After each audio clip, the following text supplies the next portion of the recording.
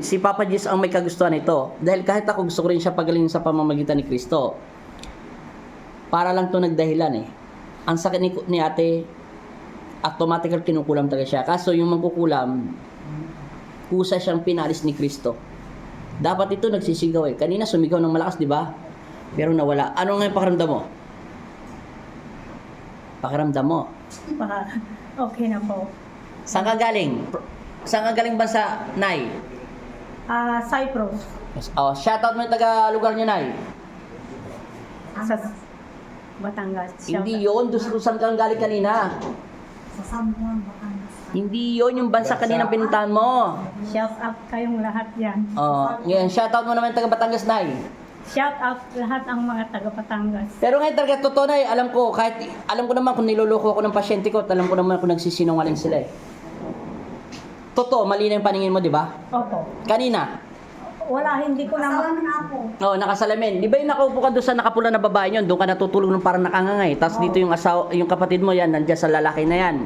Di ba simula doon kanina tinitigan mo ako, hindi mo ako nakikita? hindi po. Hanggang sa lang nakita mo kamo ko. Anong parting katawan ko lang ang nakikita mo?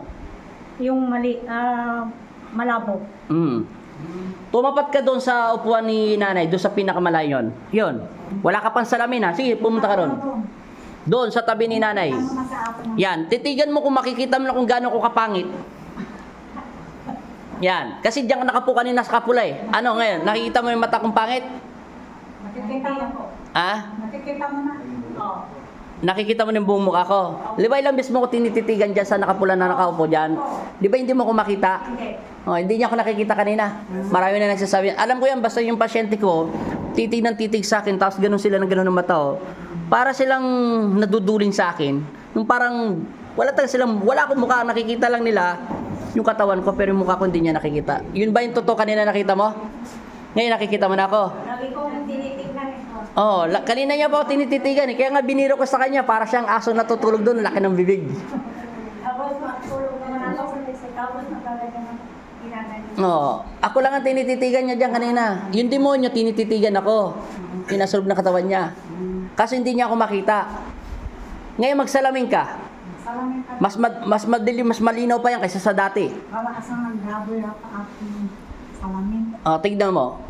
Anong pinagkaiba? Oh, maliwanag na maliwanag. Doon sa dulo. Maliwanag lahat. Ewan ko bakit pinalis ni Kristo yung nangungulam sa'yo. Kasi hindi ka na niya pinahirapan. Siguro mabigat ang kasalanan niyo. Marami na sigurong pinatay. Kaya bigla siyang lumayas. Tataba ka na ngayon. Paalam ka na. Ito talaga walang halong biro. Ang Diyos lang ang nakakalam nito. Ganun lang po siya inilinis ni Kristo. Wala pang 5 minuto. Wala pang 5 minutes. Umuwi ka lang ng Pilipinas. Oo nga po, gawa ng payak na.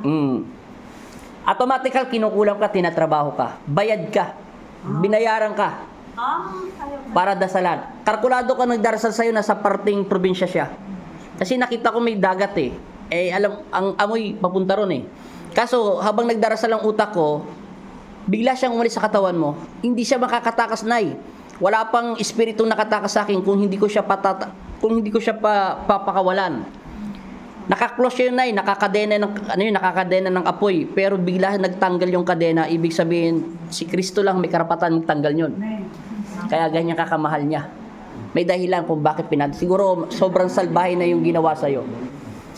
Hindi yung makakalas, Nay. Wala pang espiritu nakawala sa akin, Nay. Kailanman nagsimula ako naggamot. Malupit ako magparusa sa mga espiritu pero hindi pa nakakawala sila. Kanina lang pinakawala ni Kristo. Siya lang nakabukas niyo, Nay. Siya lang nagbibigay ng kapangyarihan ng ganun. Kahit yung mga anghel ko, wala silang karapatan na ikandado ka kung hindi papakawalan ni Kristo. Si Kristo ang nagpaalis. Ngayon, maliwanag na. Mega shoutout sa Batangas. Para lang nagdahilan yan. Ilan taong ka ng ganyan sakit mo, Nay? Mga simulat mag-1 year na ata. Hindi ka nakakatulog? February 23 ka nagpa-pray overtime. January February 22. 2022. Yan na. Nagsimula na. 2 o'clock biglang nawalang laman ng katawan. Ganun. Ngayon, makakatulog ka na, makakain ka na. Lasahan mo yung tubig mo. Kung malalasahan mo na. Asahan mo daw. Kasi sabi mo kanina, wala ka ng mga panlasa eh. Siyempre, malalasa mo yan. Kanina, mapakla yan eh. Ngayon, anong lasa? Ulitin mo ulit. Sige. Ikaw nagsabi kanina eh. May lasa na, anong lasa? May lasa na. May lasa na, no? Kasi mapait ako. Kung kumakain ako, mapait eh. Oh, bigyan mo yung Skyflex. Kahit ano dyan, kung lasahan mo. Wala na po. Wala na, no? May lasa na, no? Parang may ano ito, asukal. Asukal. Ibig sabihin nyo na nasa yung banal na Kristo. Ibig sabihin, wala kay Kristo. Bye-bye, Nay. Paalam. Babay sa lahat. Taga Batangas, na dumayong Pampanga, umuwi ng Galing sa Cyprus. sa Cyprus, pumunta ng Pampanga. Ay, hindi, dumiretso muna ng Batangas, bago sa dumiretso rito. Ito si Nanay, okay na yan si Nanay. Bye-bye, Nay. Bye-bye.